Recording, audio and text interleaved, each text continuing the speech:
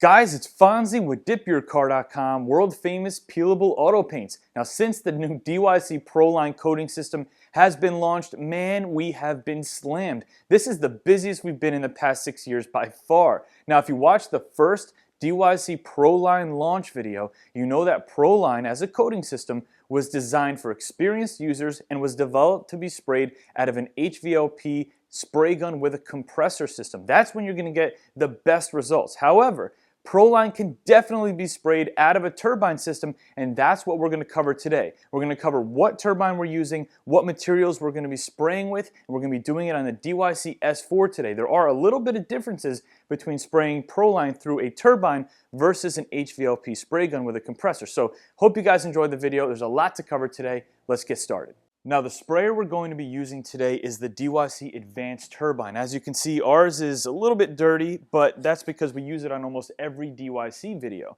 Now, this is obviously a step up from the DYC Dip Sprayer system, which is a stage 1. This is a stage 3, so it's putting out quite a bit more PSI than the stage 1. Now, this DYC Advanced Sprayer system, this stage 3 turbine, is the minimum of what you should be using when you're spraying DYC ProLine. So if you're a DIY user and you're in a beginner status and you're using the DYC dip sprayer, you should be sticking with the PDS products. You're going to get a better end result with that equipment and with that skill set spraying PDS than you will ProLine. So you want to make sure you stick to the products that are applicable to you.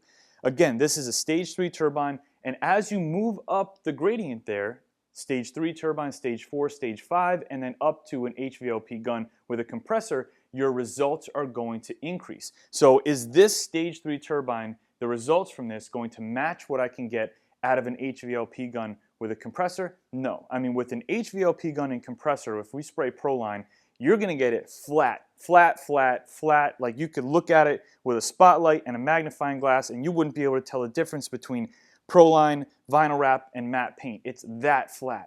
Are we going to get that result? No. But are we going to get awesome results? Yes. The product levels so well that even though you're not going to be spraying heavy pooling coats out of this turbine, it's still going to level better than any other product out of a turbine, and you're going to be blown away when you're done. So here's what we're going to do. We're going to load up the DYC turbine, and we're going to follow the same steps as far as application as we normally would when spraying ProLine. Start with high build primer. Always start a ProLine job with high build primer.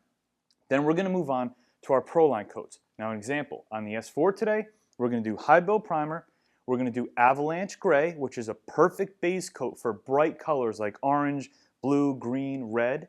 Then we're going to move into our orange, and our orange color is going to be matte ProLine with orange ProLine drop-ins and some Team Orange Pearl mixed in. Now, there's a couple steps that you want to do differently when using a turbine versus when you're going to be using, say, an HVLP gun with a compressor. The first difference is your high build primer coats. If you watch the first video, the high build primer standard practice is 2 tack coats, which are 2 dust coats, 1 medium coat, and then 1 full wet coat before you move on to ProLine. When you're using a turbine, you're going to alter that a little bit. You're going to do 2 tack coats followed by 2 medium coats. Very rarely are you going to see a turbine user fully wetting out their coats with ProLine. It's obviously a thinner product, and if you go too heavy too fast, you could end up with sags or runs. So what my suggestion is going to be, especially with your first time using ProLine through a turbine, is you're going to be focusing on medium to heavy coats, or medium heavy. Not fully wet out, and not like a light dust coat, but you're not going to completely wet the surface out as you go. Your overlaps are not going to create a full wet surface. You're going to shoot medium to medium heavy and then let the leveling of the product do its magic. So that was the first change. 2 tack coats and then 2 medium coats with the high build primer. And then as you move on to the ProLine, the other change is when you're using an HVLP spray gun with a compressor, all of your ProLine coats are going to be fully wet out. And again, with the turbine, you're going to go medium to medium heavy. So we're going to let you guys see how we're going to apply the product on the car, but you really want to make sure that you first and foremost do some test panels. This is not like any other product you've sprayed. It's not like spraying PDS. You can't take everything you've learned from spraying PDS and just bring it over to ProLine. It doesn't work that way. Test panels before a car every time, and then dial it in and learn. Again, you're not going to be fully wetting out, but you're going to be really amazed by how flat this product is going to level. So let's jump right into the high build primer.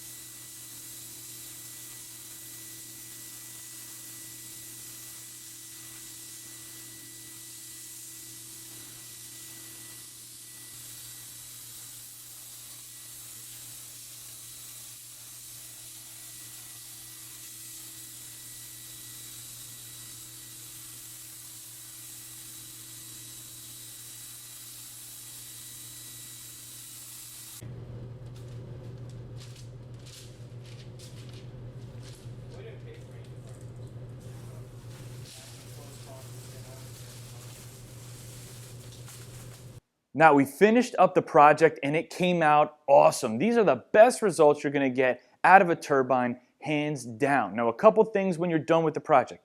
First and foremost, the product is gonna continue to self-level for 12 to 24 hours depending on your temperature after the project is done. So even though it's gonna look super smooth and super flat when you're done with it, it's gonna continue to tighten up and continue to flatten overnight. It's gonna look even better the next day. Now the second thing is, finish every ProLine job with Dip Coat Protective Spray. It makes such a difference in how good the product feels, and you're gonna be protecting it from scratches and marring. You're really half-assing a ProLine job if you don't finish it with Dip Coat. Now what did we apply on this car? We did 2 tack coats and 2 medium coats of high build primer. We did 4 coats of Avalanche Gray. Then we did 4 coats of the orange and pearl mixture, which actually had awesome coverage. And then we sealed it all in with 1 coat of matte clear ProLine on top.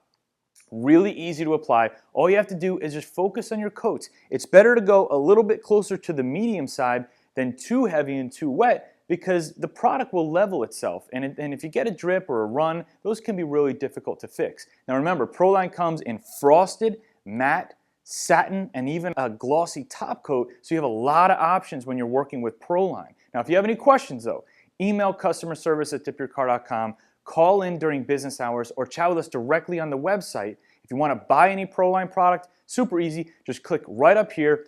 It will bring you to the ProLine collection. There's a lot of cool stuff for you to choose. Now remember, you should be at least using the DYC Advanced Turbine in order to spray ProLine. I'm really excited for you guys to start using this product and getting all the benefits out of it. It's Fonzie. I'll see you in the next video. Let's take this thing outside so you can check it out.